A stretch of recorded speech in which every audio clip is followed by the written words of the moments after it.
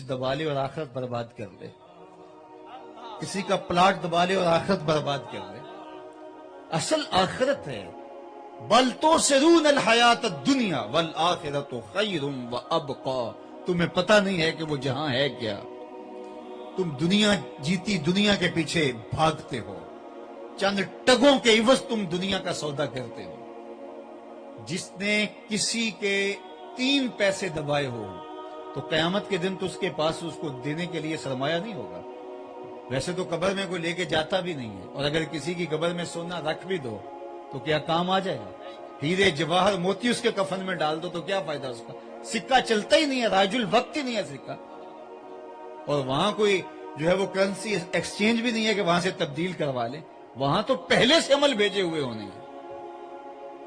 تو وہاں کا معاملہ اعمال کا ہے، اعمال سکہ راج الوقت ہے۔ جس نے دنیا پر کسی کے 3 پیسے دبائے اس کے بدلے میں اس کو قیامت کے دن 700 نمازیں با جماعت دینی پڑیں گی۔ 700 نمازیں جو جماعت کے ساتھ پڑھی ہیں وہ اس کو دینی پڑیں گی۔ اور اگر وہ اپنی نمازیں دے کر کے بھی کھاتا برابر نہ کر سکا تو پھر قرض کھا کے گناہ اس کو اپنے ذمہ لینے پڑیں گے۔ میں اور آپ دیکھیں کہ آخرت کتنا مشکل امتحان ہے، لیکن ہم اگر اس دنیا کو اللہ رسول کے بتائے ہوئے طریقوں کے مطابق بسر کر لیں تو دنیا بھی اچھی، آخرت بھی اچھی، یہ جہاں بھی خوبصورت وہ جہاں بھی خوبصورت۔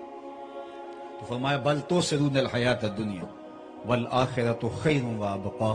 تم جیتی دنیا کے پیچھے بھاگتے ہو، حالانکہ آخرت بہتر بھی ہے اور دائمی بھی ہے، نہ ختم ہونے والی زندگی ہے۔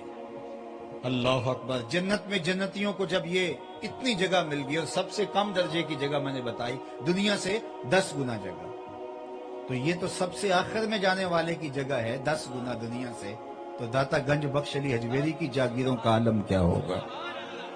خواجہ معین الدین چشتی اجمیری کی جاگیروں کا عالم کیا ہوگا؟ یہ تو سب سے آخر میں جانے والے کی جاگیریں ہیں، ابو بکر و عمر کی جاگیروں کا عالم کیا ہوگا؟ مولا کائنات کی جاگیروں کا عالم کیا ہوگا؟ یہ جنت ہے اور یہ جاگیریں ہیں ان لوگوں کو جہاں وہاں نصیب ہوگی۔ تو آخرت ہے۔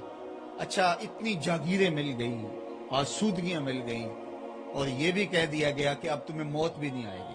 ہوتا ہے صحت خراب ہو جائے، بندہ مر جائے، سب کچھ یہاں رہ جاتا ہے، وہاں یہ بھی نہیں ہوگا۔ بندے کے ذہن میں ایک موہوم سا پھر بھی جو ہے وہ ہوگا، اور وہ کیا؟ اللہ تعالیٰ ایک دن بندوں سے کہے گا اردیتم، کیا تم مجھ سے راضی ہو؟ تو وہ کہیں گے اللہ ہمیں کیا ہے کہ ہم راضی نہ ہوں، ہمیں وہ ملا جو کسی کو نہیں ملا۔ تو اللہ فرمائے گا میں تمہیں اور ایک چیز دینے لگا ہوں، تم بالکل راضی ہو جاؤ گے۔ تو وہ کہیں گے مالک اور شے رہ کیا گئی ہے؟ یہ دنیا کے اوپر تو کوئی نہیں بولتا، کسی کو کہا جائے گا کوئی طلب رہ گئی ہے تو وہ کہے کہ بس مجھے کوئی طلب نہیں رہی، ہر بندہ آگے آگے بڑھتا ہے۔ لیکن جنتی کہیں گے مالک کون سی شے ہے جو ہمیں ملنے والی ہے، کون سی چیز رہ گئی ہے جو ابھی نہیں ملی؟ اللہ فرمائے گا ایک چیز میں تمہیں دینے لگا ہوں، تو وہ جھولی پھیلا لیں گے، اور اللہ فرمائے گا وہ شے یہ ہے کہ میں تمہارے اوپر اب راضی ہو گیا ہوں، کبھی ناراض نہیں ہوں گا۔ تو پھر جنتی خوشی سے نہال ہو جائیں گے کہ موت تو آ نہیں سکتی، تو یہ تو ہو سکتا ہے کہ اللہ کبھی ناراض ہو جائے جنت سے نکال دے، تو اللہ ناراض بھی کبھی نہیں ہوگا ہمارے، ابدی رضا سرمدی رضا اس کی ہمیں حاصل ہو جائے گی۔ تو کیا بہاریں ہیں اگر یہ تھوڑی سی زندگی احتیاط سے گزار دی جائے۔ حضرت داتا گنج بخش علی حجویری علیہ رحمہ کے پیر شیخ ابو الفضل ختلی فرماتے ہیں دنیا یومن ولنا فیہا صومن، دنیا ایک دن ہے اور ہم روزہ رکھ کے گزار رہے ہیں۔ روزہ رکھ کے بھی تو دن گزر ہی جاتا ہے نا، ان چیزوں سے بچا جاتا ہے جن سے روزے میں روکا گیا ہوتا ہے۔ تو یہ دنیا ایک روزہ رکھ کے گزارے، جن چیزوں سے مائے رب نے روکا ہے، منع کیا ہے، ان سے اپنے آپ کو بچا کر کے احتیاط سے گزر جائیں۔ یہ 60 سال ہیں، چٹکی میں گزر جائیں گے۔ یہ 50 سال ہے۔ آپ اور میں اگر دیکھیں، میری زندگی 49 سال ہو گئی ہے، کسی کی 50 سال، کسی کی 60 سال، کسی کی 20 سال۔ اگر ہم ماضی کی طرف دوڑ کر کے جائیں تو یہ کل کی بات ہے، ہم گلیوں میں کھیلتے تھے، وہ کاغذ کی کشتی، وہ بارش کا پانی، ابھی کل کی کہانی ہے نا۔ اور وہاں سے اٹھ کے سکول، کالج، یونیورسٹی، اور آج ہم یہاں بیٹھے ہیں، کاروبار، سب کچھ۔ لیکن اگر ہم پلٹ کے دیکھیں تو 60 سال، 70 سال، 20 سال، 25 سال ابھی کل کی کہانی لگتی ہے۔ تو جب 50 سال بیتتے ہوئے لمحے نہیں لگے تو جو باقی زندگی ہے وہ گزرتے ہوئے کیسے لمحے لگے؟ تو اصل زندگی پھر آخرت کی زندگی. اس کو دنیا کی زندگی کو سنبھال کے گزار لیں اور آخرت کی زندگی کے لیے کوشش ہو. آج رحمت کا در کشادہ ہے، اللہ کی کرم نوازیاں می کی طرح برس رہی ہیں. ارشاد فرمایا یا ایھا الانسان ما غرک بربک الکریم، اے انسان تجھے کریم رب سے کس نے غافل کر دیا؟ 70 ماؤں سے زیادہ پیار کرتا ہے. ماں کی محبت، ماں کا پیار، ماں کی الفت. آج والدہ کے لیے اولاد نے، بیٹوں نے یہ محبتوں کی بزم سجائی ہے ان کی روح کے اصالے ثواب کے لیے. ماں کی شفقتوں کو بندہ ساری زندگی بھول نہیں سکتا. اس کے سینے میں تڑپتی ہوئی جو ممتا رکھی ہے، جو پیار رکھا ہے، جو الفتوں کا ایک جہاں آباد رکھا گیا ہے کائنات میں، اس کا نعم البدل کیا بدل بھی موجود نہیں. علامہ اقبال علیہ رحمہ جب بیرون ملک تھے تو ان کی ماں کا انتقال ہو گیا تو انہوں نے وہاں سے ایک قصیدہ لکھا جو والدہ مرحومہ کی یاد میں اس نام سے آج بھی کلیات میں موجود ہے. اس میں ماں کا ذکر کرتے ہیں اور فلسفہ ارتقاء پیش کرتے ہیں. کہانی لمبی ہے. اس میں پھر کہتے ہیں آہ وطن میں ہوگا اب کس کو میرا انتظار، آہ وطن میں ہوگا اب کس کو میرا انتظار، کون میرا خط نہ آنے سے رہے گا بے قرار، آرزو لے کر تیری خاک تربت پہ آؤں گا، اب دعائے نیم شب میں کس کو میں یاد آؤں گا. کون پچھلے پہر اٹھ کے دعا کرے گا؟ ہر ایک سے کہنا پڑتا نا میرے لیے دعا کیجیے. عالم دین سے کہنا پڑتا حضور میرے لیے دعا کیجیے. پیر صاحب سے عرض کرنا ہوتی ہے جناب میرے لیے دعا کیجیے. بزرگوں سے، بڑوں سے، دوستوں سے، کوئی حرم میں جا رہا ہو معتمر یا حاجی، اس کو کہنا پڑتا ہے وہاں مجھے دعاؤں میں نہیں بھولنا، مجھے دعاؤں میں یاد رکھنا. ہر ایک سے کہنا پڑتا ہے کہ میرے لیے دعا کیجیے. کبھی ماں کو بھی کہنا پڑا ہے کہ امی دعا کیجیے. ماں کے ہاتھ ویسے ہی اٹھ جاتے ہیں اور ماں کے اٹھے ہوئے ہاتھ اللہ خالی نہیں موڑتا. اور یہ لازمی نہیں ہے کہ ماں رابعہ بصریہ ہو تو پھر اس کی دعا قبول ہوتی ہے. لیپا پوتی کرتی ہوئی ماں گارے سے بھرے ہوئے ہاتھ بھی اٹھا دے اللہ انہیں بھی خالی نہیں موڑتا. ماں جب بولتی ہے تو اس کے لہجے میں جبریل بولتا ہے. ماں جب مسکراتی ہے تو لگتا ہے جنت کی ساری کلیاں کھل اٹھی ہیں. وہ درد، وہ درک، وہ محبت اس کے سینے میں رکھی گئی ہے کہ اس کی کوئی تمثیل ہی نہیں دی جا سکتی. عالی نصب ہوٹلوں میں کھانا کھانے میں وہ سرور کہاں جو چولہے پر بیٹھ کے ماں کے ہاتھوں سے پکی ہوئی چپاتیاں کھانے میں ملتا ہے. عالی جناب حضرت صاحب پروٹوکول، اعزاز، تکریم، استقبال، ان میں وہ لذت کہاں جو ماں کی زبان سے اوئے مٹھو اور اوئے ببلو کے اندر رکھا گیا ہے. اللہ نے اس کے سینے میں وہ ایک جہاں آباد کر دیا. ایک شاعر ہوا ہے تابش، اس نے ماں کے پیار کو کتنے خوبصورت پیرائے میں بیان کیا. ایک مدت سے میری ماں نہیں سوئی تابش، میں نے ایک بار کہا تھا مجھے ڈر لگتا ہے. کہا ایک دن بچپن میں میرے منہ سے نکلا تھا امی مجھے رات کو ڈر لگتا ہے، میں بوڑھا بھی ہو گیا ہوں، میری ماں اب بھی میرے بستر پہ پھونکے مار کے سوتی ہے. یہ ماں کے پیار کا رنگ ہے، اس کی الفت کا جہاں ہے. اللہ نے اس کو وہ دھڑک دے دیا، وہ محبت دے دی، وہ ایک سینے کے اندر تڑپتی ہوئی ممتا رکھ دی ماں کے.